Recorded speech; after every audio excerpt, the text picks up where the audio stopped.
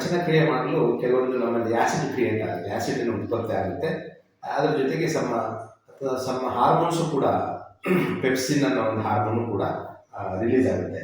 ಇವೆಲ್ಲ ಏನಪ್ಪ ಅಂದರೆ ನಮ್ಮ ಒಂದು ಹೊಟ್ಟೆಯ ಪದರ ಏನಿರುತ್ತೆ ಮ್ಯೂಕೋಸ ಅಂತೀವಿ, ಅದನ್ನು ಪ್ರೊಟೆಕ್ಟ್ ಮಾಡುವಂಥ ಒಂದು ಈ ಹಾರ್ಮೋನ್ ಮತ್ತು ಆ್ಯಸಿಡ್ ಇದು ನಾವು ಜಾಸ್ತಿ ಕರದ ಪದಾರ್ಥ ಅಥವಾ ಆಲ್ಕೋಹಾಲ್ ಇವೆಲ್ಲ ಸೇವನೆ ಮಾಡಿದಾಗ ಅದೇನಾಗುತ್ತೆ ಅಂದರೆ ಆ ಪದರ ಏನಿರ್ತದೆ ಮ್ಯೂಕೋಸ ರೆಸಿಸ್ಟೆನ್ಸ್ ಅಂತ ಬರುತ್ತೆ. ಮ್ಯೂಕೋಸ ಅದನ್ನು ಒಂದು ತೆರೆಸಿದ ಗಾಯ ಥರ ಆಗಿಬಿಟ್ಟು ಆ ಕೊನೆಗೆ ಆ ಒಂದು ಗಾಯ ಹೋಗ್ಬಿಟ್ಟು ಮುಂದೆ ಅದು ಅಲ್ಸರ್ ಆಗಿಬಿಟ್ಟು ಒಂದು ಸಂದರ್ಭ ಬರ್ತದೆ.